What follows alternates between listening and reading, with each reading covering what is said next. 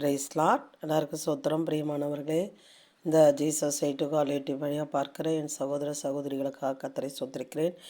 இந்நாளிலே கிறிஸ்து எனக்கு ஜீவன், சாவு எனக்கு ஆதாயம் என்று பவுல் சொல்லுகிறார்.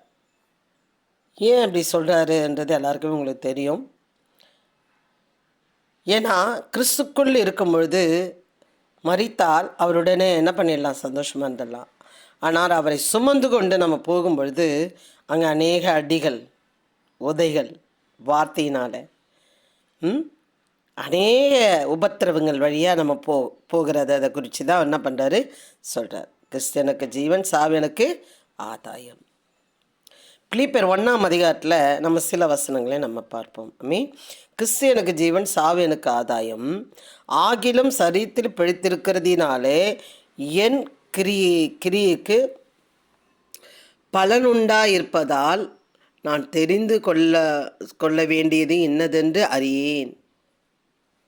ஏனெனில் இவ்விரண்டினாலும் நான் நெருக்கப்படுகிறேன். தேகத்தை விட்டு பிரிந்து கிறிஸ்துவுடனே கூட இருக்க எனக்கு ஆசை உண்டு. அது அதிக நன்மையாக இருக்கும். அவர்கிட்ட போகிறது நான் அதிக நன்மையாக இருக்கும். ஆனால் சொல்கிறாரு, இங்கே என்ன சொல்கிறாரு, ஆகிலும் சரீரத்தில் பிழைத்திருக்கிறதினாலே என் கிரிக்கு பலனுண்டாயிருப்பதால் நான் தெரிந்து கொள்ள வேண்டியது இன்னதென்று அறியேன். என்ன தெரிந்து கொள்ளணும்? நான் சரீரத்தில் ஜீவன் இருந்தால் தான் அநேகருக்கு நான் சொல்ல முடியும். அது எனக்கு ஜீவன் தான், சாவு எனக்கு ஆதாயமாகிடும். ஆனால் தேகத்தில் அந்த உயிர் இருந்தால் தான் நான் என்ன பண்ண முடியும், சுவிசேஷம் சொல்ல முடியும் என்று சொல்லுகிறார். அப்படி இருந்தும் நான் சரீரத்தில் தரித்திருப்பது உங்களுக்கு அதிக அவசியம். இந்த நிச்சயத்தை கொண்டிருந்து நான் மறுபடியும் உங்களிடத்தில் வருகிறதினால் என்னை குறித்து உங்களுடைய மகிழ்ச்சி கிறிஸ்து இயேசுக்குள் பெருகும்படிக்கு. பிரியமானவர்களே, நிறைய நேரம் நான் ஒரு வீட்டில் கொடுத்துன்னு இருந்தேன். அங்கே சில வீட்டுக்கு டக்குன்னு நான் போவேன், சில பேருக்கு வீட்டுக்கு நான் கொடுப்பேன். ஏதாவது சாப்பாடு மீதி வேஸ்ட் ஆகிடக்கூடாது கொடுப்பேன். அப்போ அவங்களுக்கு ஃபோன் போட்டு பேசுவேன். சில நேரம் அவங்களுக்காக ஒரு ஜெபிக்க சொல்லுவார், அவங்கள குறித்து ஏதோ ஒன்று சொல்லுவார். நிறைய காரியங்கள் சொல்லலாமே. அப்போது நாங்கள் கிருப டிவியில் இருக்கும்பொழுது கூட சில பேருக்கு ஃபோனை போட்டால் எடுக்க மாட்டாங்க. அப்புறம் இன்றைக்கி போடுங்க சிஸ்டர் அப்படி சொல்லுவாங்க. நான் மறுபடியும் போடும்பொழுது ஒருத்தரோட கூட நான் பேசும்பொழுது அவர் சொன்னார், நீங்கள் இன்னும் ஒரு 5 நிமிஷம் கழிச்சு நீங்கள் பண்ணினீங்கன்னா நான் தற்கொலைக்கு நேரம் என்ன பண்ணியிருப்பேன், போயிருப்பேன் அப்படி சொல்லி. அப்போது நம்ம தேகத்துக்குள்ளே நம்ம ஜீவன் இருக்கிறது எவ்வளோ நல்லதாக இருக்கிறது. மரித்து போவோமானால் இப்படியேப்பட்டவர்களை நம்ம எப்படி என்ன பண்ண முடியாது, சந்திக்க முடியாது. அப்போ நான் எப்போவாது சாப்பாடு கொண்டு போய் நான் கொடுப்பேன். ஐயோ அக்கா, நான் காலையிலேருந்து இன்னும் பல்லே தைக்கலக்கா, 2 ஆச்சு.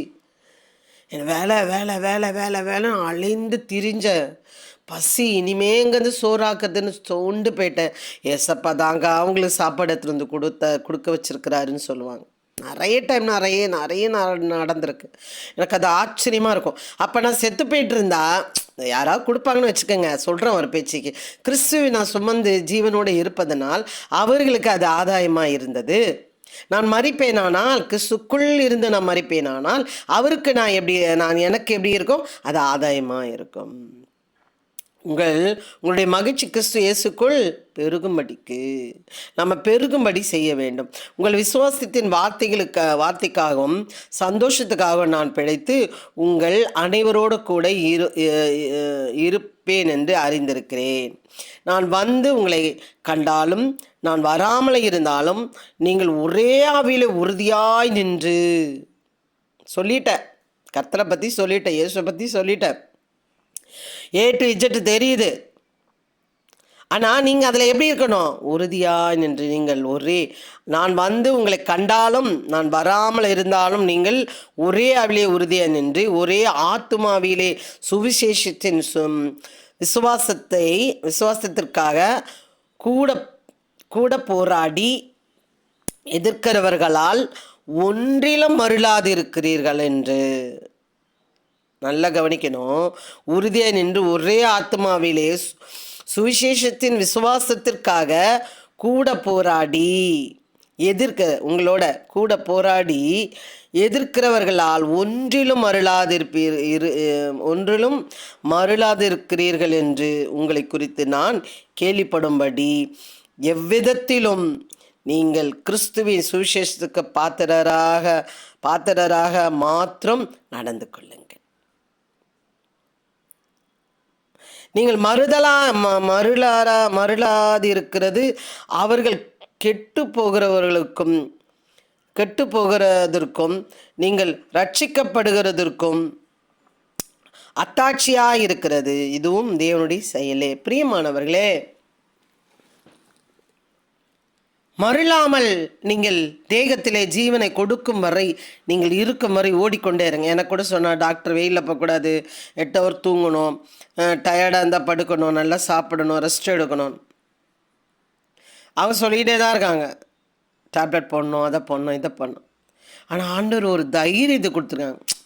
வந்தாமா, என்னைக்கு தான் சாக போகிறேன், ஒரு நாள் இன்றைக்கி வந்தானா அடுத்த வருஷம் வந்தா என்ன, இல்லை 10 வருஷம் கழிச்சு வந்தா என்ன, அவருக்காக செய்து சாவும், முடிந்த அளவுக்கு ஓடுவோன்னு சொல்லி ஓடுறேன்.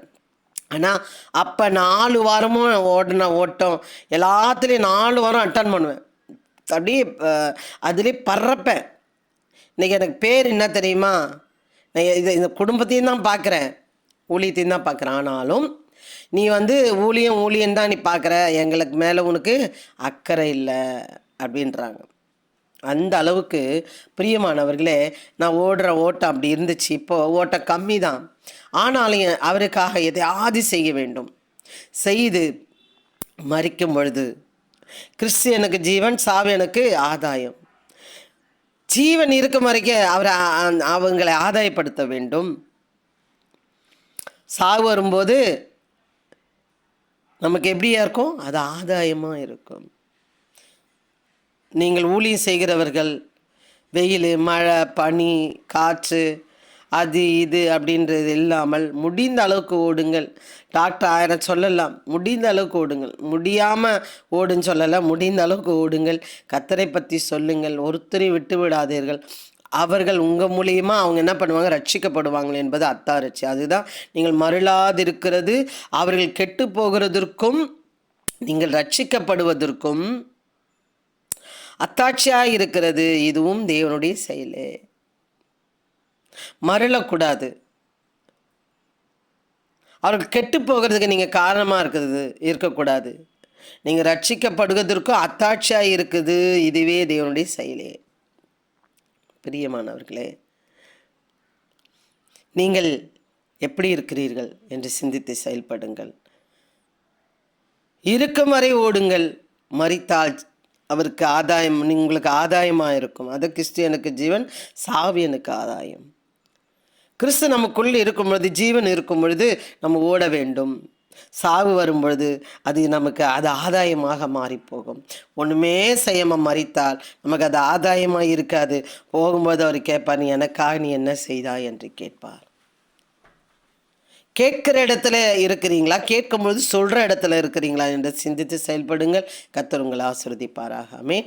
God bless you. அல்லேலூயா.